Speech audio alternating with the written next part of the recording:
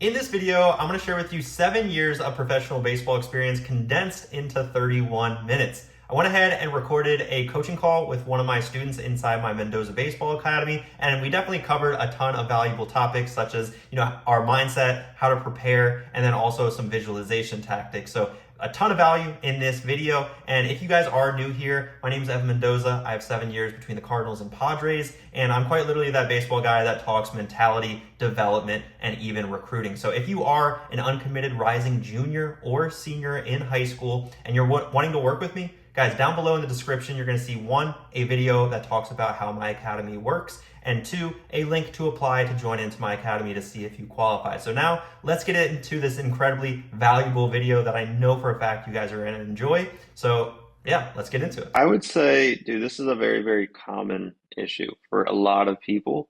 Um, and some people, to be honest with you, never figure it out. And what's worked for me is to really envision myself in the game during practice and then vice versa in the game. So, like when I'm in the game, I envision that I'm at practice, right? And I even heard Scotty Scheffler, the golfer, whenever he has to make like a very, very important, let's say like 5 foot putt, which like for you and me is pretty hard to make, but for him it's basically cash money. Um, he did an interview and basically said, I always revert back to the practice because in practice, there's no fans around. When I can make 100 putts in a row, like that putt is easy. It 100% is easy, right? But then once you add people in the stands, an opponent, things for whatever reason feel more difficult than what they really are, right? So that's in a nutshell, Scotty Scheffler basically reverting back into practice mode. For you, I would say a huge, I guess, component to be able to transition, the work that you're putting in into practice into the game, dude, you want to envision every tiny little aspect you can of what the game's going to feel like, look like, smell like. Are you going to have a sweaty jersey? Are you going to be, sweat dripping down your forearm? Are you going to have soggy batting gloves, right? We're in the middle of summer, so like, how detailed can you really take it? And how detailed can you take it during practice, right? So when we're practicing, it's very easy just to go through the motions and not necessarily like picture ourselves doing it out there on the stage, right? The greatest that ever do it will do it for every single rep. And you've probably heard it before. It's like how you practice is how you play. Um, Obviously, you want to be practicing at a very high level of competition, right? Because we can all go through the motions of practice and not really try, and that's not necessarily going to help anyone out.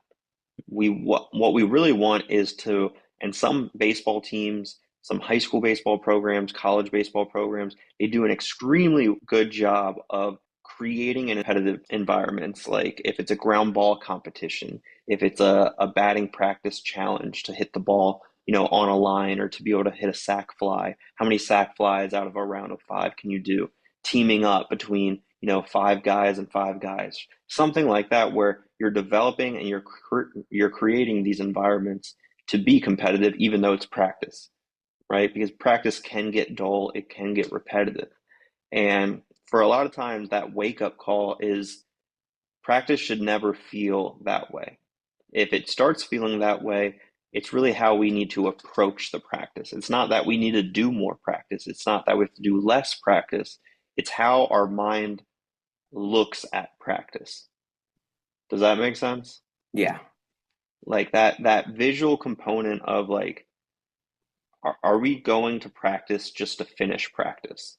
That way we can go home in the AC and this and that. So we're already thinking about what it's going to feel like afterwards.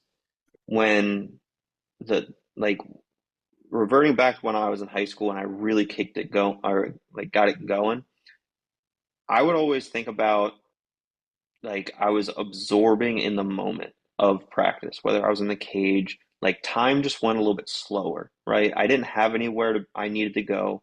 I wasn't in a rush by any means to get out. I was like, I'm going to do this the right way. I don't know how long it's going to take. Typically speaking, like I worked out more than a few hours a day, whether there's in the gym or whatnot. But when I was in practice, I wasn't ready to go on to the next thing. I was in the moment. I was truly in that, bottom of the ninth situation, bases loaded, right? Let's get the job done. Let's hit the back net. And I think also, if you ever find yourself making like baseball feel stale, that's where you need to start understanding how to compete with yourself a little bit more in practice. Again, we're talking about practice over here. The game's going to be different, but the way we approach practice will transition into the game, right? Because you feel the confidence of like what you're capable of in practice, but it's not showing in the game. So is it how we approach the game or is it how we approach practice? In my opinion, it's how we approach practice. Because the game, it's going to take care of itself for what you do and how you prepare. Does that make sense? Yeah. It's like if you don't study for a test and you don't actually try to do your homework, you don't try to study, and then the test comes, you're probably not going to do good, right? But if we prepare, we actually are taking the homework serious, we're trying to learn the subject in school, the test is going to come, we're going to feel a little bit more prepared, then everything else is going to take care of itself. We're going to get a better grade. So that's just like a school example. But no, I was about to tell you a story. So like as far as the visualization component, so in 2022, the year, no, 2021, the year after COVID. So like the COVID year kind of shut everything down. Um, we had the alt site, which was in Springfield, Missouri, and that was our double A stadium. That was basically our B team to the A team. The A team was the St. Louis Cardinals. Um, and that was only like a couple hour drive away. So when we were there, that was what we did for COVID, and I got to see a lot of guys go up and down and whatnot to the big leagues. The following spring training, we actually had an extended spring training to get ready for the season. So we had normal spring training, and then we had a month where we were lucky enough to be on the alt site again, basically acting as the B team. And what we did was actually practice in Busch Stadium. So like where the Cardinals played, which is awesome. And I remember just like walking by the stadium, obviously in awe, and I was like, "Whoa, dude, this is awesome! I've seen this stadium so many times, um, in pictures, on TV, everything, right? In the World Series." And then I get to the stadium, I'm like, "Whoa, this thing is bigger than life! Like this is awesome, right?" I felt like a little kid, and uh, I was able to go to the home opener, and it was freezing cold, and I remember. We didn't get to practice there every single day. We only got to practice there whenever the Cardinals were on the road. So that means the stadium was open for us. And we knew that going into it, like we were going to get to practice at Busch Stadium, a pretty cool thing. And I remember watching the home opener. I hadn't yet played in Busch Stadium yet, right? I remember watching the game, watching the guys go about it, and all I could remember is just like thinking and visualizing what it's going to feel like when I'm in the box. What it's because like these are the things that you have to do, especially I was in AAA for 3 years. Like you have to do these things because you don't want it to be like, whoa, I wasn't prepared when you make it to the big leagues, right? So this is just like one story of like me visualizing that feeling of being in the box. And like the moment that we did get that opportunity of obviously practicing at Busch Stadium, we would take live at bats, we would take ground balls, we would do all that fun stuff. When I stepped up to the plate, like I was already there, even though I hadn't already taken an at bat there. Does that make sense? Yeah. Like those feelings, like right now, let's say, so I've never played let's like a stadium, Tiger Stadium. I've never been to, right, in Comerica, in Detroit. Never played in it, never been to the stadium, but like from the pictures I've seen, from the TV I've seen, like I know what that would feel like playing in that stadium, which feels really weird saying it out loud because I've never been there, but I know what it to expect. I know what the dirt's gonna feel like. I know Detroit's not the warmest place, so like if it's early in the season, it's going to be cold. If it's the middle of summer, it might be, a nice day out. If it's late in the season, it might be pretty chilly. Um, if we were taking a road trip to Detroit, I would have to pack up my sweatshirt, my cold gear, right? All these things I'm like mentally already preparing for what it's actually going to feel like playing in Comerica, right? A stadium I've never played at before. And to add on to kind of this story is whenever I would play at a new stadium in the minor leagues, whether that would be in double A, triple A, it doesn't really matter where. Let's say I was going to a new stadium for the very first time, I would look it up on like Google Maps or whatever on my phone, just to like look at the dimensions, the like top down view of what the ballpark actually looks like. I would look up on Google like the scenery of like what the stadium actually looks like, feels like, and then I start visualizing what it's actually going to feel like in that batter's box when I'm playing third base, when I'm playing shortstop, right? Where the sun is setting. All these things are starting to like process in my brain well before the game actually starts, right? So these are things that I'm doing mentally to prepare myself so when the moment comes, it's going to feel like I've already done it. So in your practice, it doesn't even have to really be in practice. Let's say you have a bus ride. I don't know if in your high school season you take bus rides to away games, but let's just say you have a 30-minute bus ride. And maybe it's a stadium or a field you've already played at. That's a great time. Instead of just like scrolling on your phone, doing whatever, it's really a good opportunity for you to be able to visualize what that's going to feel like, that game, that at bat. You've already, let's say it's a stadium or a field you've already played at, you already know what it's going to feel like, right? But now we're just channeling what those feelings are on that 30-minute bus ride. We're mentally preparing for the game. So, are we able to do that same idea when we're practicing, when we're hitting the ball off the tee, when we're fielding ground balls, whether it's at that field or not? Can we really feel, I don't want to say the pressure of fans watching another team, but can we feel that environment and how deep are those feelings? Does that make Yeah. sense? Mhm. That's something that's really worked for me. And it was really cool to hear it um, be validated, right? Meaning like other people felt that same way. So there was actually a group when I was with the St. Louis Cardinals called the Cardinal Core, and usually it would be 5 to 7 guys on each team as like quote leaders, right? These guys were top prospects usually. So this is basically something that we would do at like 10 a.m.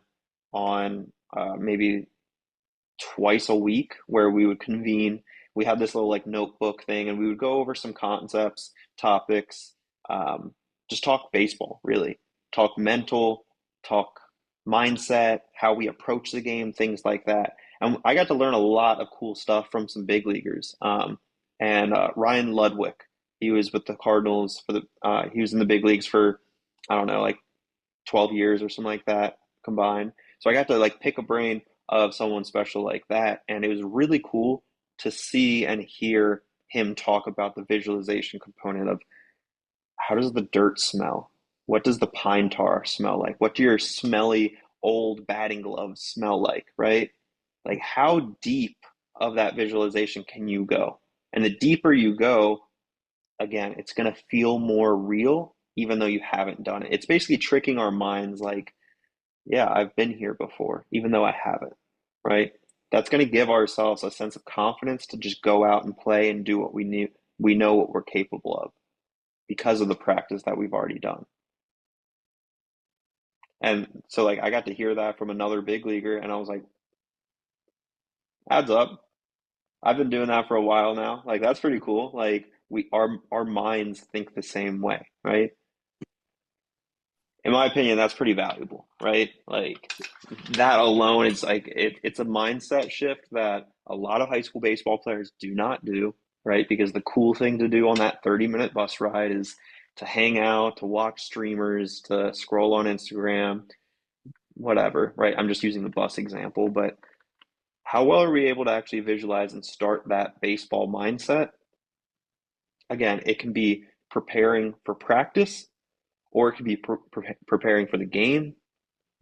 Either way, like getting our minds right is something that not a lot of people spend time on, but I think the best of the best, they've got a cheat code by doing it consistently, and they ultimately get into that baseball mode sooner rather than anyone else.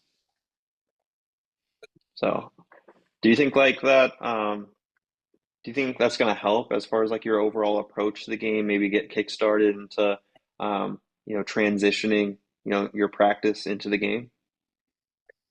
Yes, I would say that I thought that was pretty cool to hear, actually. Did there be some guys that took it to the level of, like, typically speaking, for a 7 o'clock game in, pro ball, guys will be showing up to the ballpark at like 1, 2 o'clock, and everyone has their routines, right? And I always thought it was funny, but being one with like the grass and everything like that, there were some guys that would walk around the stadium, not necessarily the stadium, in like the outfield grass, infield grass, whatever, just barefoot, because they really wanted to feel the ground. And I was never one to ever do this really, but for them, it helped them feel like maybe it was a mind. I really don't know exactly what they were thinking because again, I never really did it. But in my eyes, it would be a sense of like, hey, I'm just playing wiffle ball on a field, like my backyard, my front yard. I'm playing some wiffle ball, right? And that's that. Like to almost dumb down the game a little bit because at a high level, it's very complicated to be able to have success, right? So if you're out there having fun, it feels like you're playing wiffle ball. If you strike out in wiffle ball, you're not going to be mad. You're not going to be frustrated. But when your job's on the line, you've been struggling, you're hitting under 200, you haven't gotten a hit in 2 weeks, it's your job, it's your livelihood, you're getting paid for it, and you might get released, you might get cut, you're not good enough to play at the next level. If you strike out in one of those games, it's very easy to throw your helmet. It's very easy to get frustrated and yell some words that you shouldn't be, right? But if you do it in wiffle ball, whatever, I'll get the next one, right? So like having that mindset to simplify the game is always huge. I don't know if that's the exact reason why those guys were doing it or not, walking around the outfield barefoot, but like in my eyes, that's how I would have approached it if I did it. One small piece of advice that helped me out a ton is, uh, the bases are 90 feet away on every single field, and I think that gave me a lot of confidence to understand that like it doesn't matter the field we're playing on. Like yes, it does matter. Obviously, if you're playing at a high level and you want to play at a high level, if you play left field at Fenway Park, you better know how that ball is going to come off the green monster, right? Like that's just part of the game. I just think that there's a level of preparation that needs to be done, to be successful. Um, and when we simplify it to the bases are 90 feet away, the pitcher is 60 feet 6 inches away. It doesn't matter what field you're playing on; those are the same exact dimensions, right? Obviously, the dimensions of the stadium, all that's different. We're talking about literally the bases and where the most action happens between home plate and the pitcher's mound. It's all going to be the same. Yeah. And another piece of advice that I got early in my pro career is you're never like if you were to face Clayton Kershaw right now, are you facing Clayton Kershaw or are you facing the ball that Clayton Kershaw throws? The ball. It's really the ball. The ball doesn't have legacy. The ball isn't a Hall of Famer. The ball, like, right? It doesn't matter who's throwing the ball or hitting the ball. Dude, it does not matter. Those things do not matter. It's really you against the ball. So like simplifying it to another extreme. And the reason that I think I got that advice early on in my pro career, there was a lefty, Danny Duffy, maybe, lefty for the Royals, Oh, was Matt making Duffy. a Matt Duffy. I'm not entirely sure. Anyway, it might have been him, but it also might have been Dallas Keuchel for the Astros.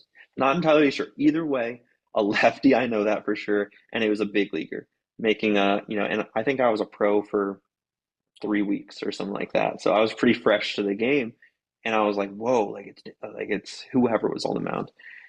And I think it was our old field coordinator. His name was DJ. He goes, "You're not hitting against Dallas Keuchel. You're hitting the ball.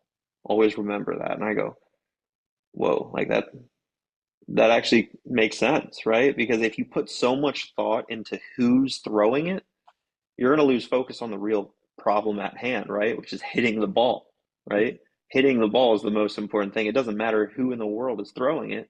If you give that guy too much, credit, you're already going to be at a deficit. You're not going to be in an advantage to be able to actually compete and win, right? So I don't know if you're ever facing guys, in your area that, are throwing the ball a little bit harder or a little bit better performers than anyone else. I would always say, don't give them too much credit when you're out there in the battlefield, right? Maybe afterwards, if you're buddies, it is what it is, but don't give them too much credit and always be competing against the ball because that's what matters. As far as like your goals go, moving forward from this call, like where is your mind at as far as let's hammer away these one, two, or three things. Let's say you do play D1 baseball. All right, we're creating that world that you are playing D1 baseball right now. That means you have always been a D1 baseball player, whether that was when you were 8 years old or right now that we are speaking, you're a D1 baseball player. So you know what's already in the future, and you're already a D1 baseball player. So that's where like your mind starts kind of like playing games with you, right? Is you haven't actually achieved that yet. But if you know that is I don't want to say the goal, but that is the mission that you are on and you are going to achieve it. This conversation right now is like, well, how do we get there? And if it's a belief that we can't actually do it, we need to break that belief sooner rather than later because really the more time that we're going to be spending doubting ourselves or not necessarily putting the work in that we need to, especially if we have the tools, that's just limiting what kind of baseball player we should become. Because, maybe it's D1, maybe there are a couple of corners that you're cutting, or maybe it's your own self getting in the way, and you need to break those beliefs. And someone, the guy to your right, doesn't have those self-doubts and is go, go, go. He might go D1 because you have those self-doubts. Maybe you're going to D2 now, right? Never put yourself in a position where you're doubting yourself or you don't have confidence in yourself, right? Easier said than done, but the way that you build that confidence and belief is without a doubt no one else is working harder than you. And I like to put that fictional character out there. Let's say he's living in Wisconsin, somewhere random, on a farm. He doesn't have access to anything.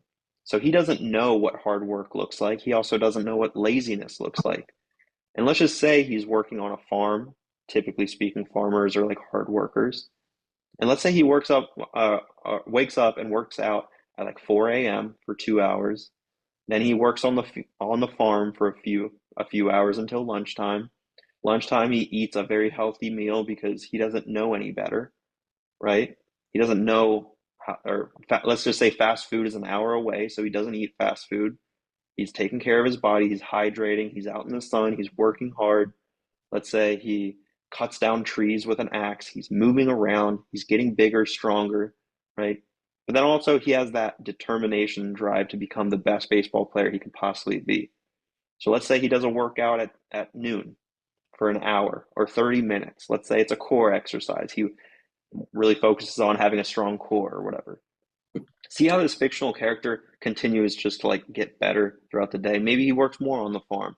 At dinner, he does this. After dinner, he goes on a 2 mile jog, 2 mile run. He works on a sprint. That's someone that basically doesn't know what laziness is, it isn't exposed to, let's say, social media and distractors, right? Because those are all distractors and there's plenty of them in today's world. But that guy has that one goal and that one vision to play college baseball and to be the best baseball player he could possibly be, and realistically to play pro ball as well, right? So that's who you're competing against. And in reality, that guy doesn't exist. If we're trying to take it to another level, this is where like it gets very mental, is that's your best version of yourself that you're competing against. Are you going to be able to get better than the best version of yourself, or are you going to get below that best version of yourself, right?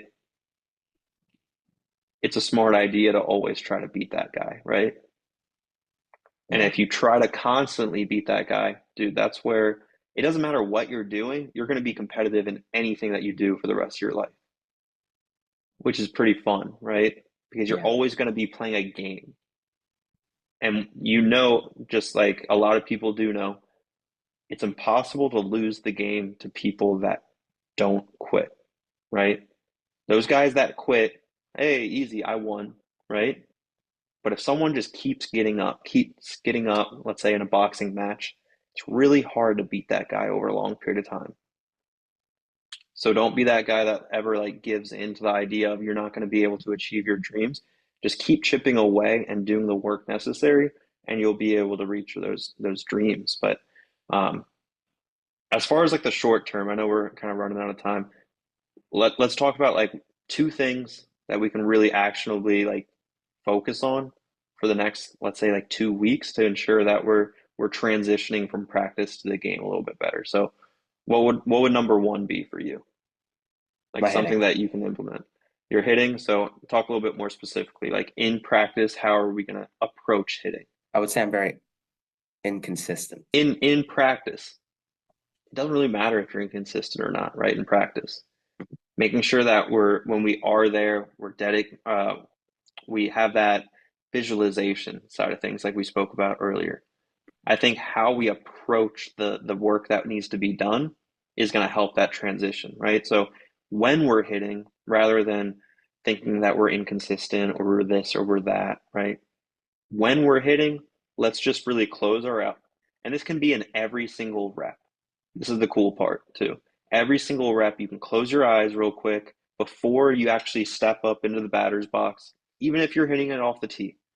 Step out of the box, close your eyes, think about the stadium or the field that you're going to be playing at, right? The park, what it feels like, what it feels like if it's going to be a night game or a day game, if it's going to feel like the wind's blowing or if it's a hot sunny day in the middle of the day, um, what jersey color you're wearing, what your cleats feel like in the dirt, what your batting gloves feel like. Okay, now we have a good idea of what we're feeling. All right, open our eyes, step up to the plate, even though the ball's off the tee, still feel those, what it's going to feel like, even though you're trapped into a cage, and then you take that rep. That's what I like to refer to as like a very high quality rep because not only you're physically trying to get the job done, working on your mechanics, this, that, and the other, but mentally we're actually putting ourselves in the best situation to um, feel the result of the game prior to the game. Right? If we roll over, are we going to be happy in the game if we roll over to the shortstop? No. No, right? So kind of feel also that anger, even though you're in the cage, right? So that way you're taking 50 at bats. Hopefully they're high quality at bats, right? But if you fail in some, you roll over, you miss hit balls, you take that kind of frustration that you would typically have in the game, and you still have that frustration in practice. That way, we obviously hopefully learn from our mistakes. Baseball is just a full, huge game of learning from your mistakes. It's tons of failure. Um, but that's going to be something that I think truly will help you out in the transition from practice to game. So, step number one, taking high intent, quality reps off of the tee, off of flips, cage work, whenever you're practicing your swing. And on top of that, I would say, um, what would you say? Just making sure that whenever you aren't practicing, you're thinking about the successes or the feeling that you will have, whether it's the bus ride to the game. Like how much can we actually approach the game into I don't want to say studying the game because that turns into analytical, but like more or less of feeling the game, right? You want to feel the game before stretch starts, right? Before the game starts, obviously. And even if it takes 15 minutes, even if it takes 5 minutes, if we just like visualize what's going to happen, we're going to be okay. If it doesn't happen, we're still going to practice the next day and we're going to chip away and get better at it. So don't put too much pressure on yourself in today, now. Like you said, your dreams and goals are to play D1 baseball. You've already achieved that, future self, right? Today we're talking, you're a D1 baseball player. That's what's destined to you. Of course, if you put that work in, you work the right way, and you have, quality reps along the way. So does that make sense? Take some of the stuff that we've talked about today, implement it into your practice the next couple of days, and then especially, before the games, just think about the game a little bit more. The key, though, don't think about the game as it's going on. Think about the game, visualize it, feel all that stuff. In the game, play. Forget about everything. Don't think about your mechanics. Just go out there and play. Everything else will take care of itself. But number one, worst thing that you can do is focusing on your mechanics during the game, during your at bat. You can't do both, dude. Focus on those things in practice, play the game during the game. Separate those two, all right? And I feel like sometimes we're not seeing the success in the game, even though we have it in practice, is because we're focusing on practice during the game rather than enjoying the game and playing it. So I'd say step number one, let's visualize a little bit better, take quality reps. Step number two, enjoy the game during the game, practice the game during practice. That make sense? Yeah. Awesome, bro. Let me know inside Slack how this 2-day tournament goes. I do want to hear like how these things have helped, because I think they're a huge separator, to be honest with you. A lot of guys don't really buy into the mental side of things, and I think it's huge, dude. It's absolutely huge.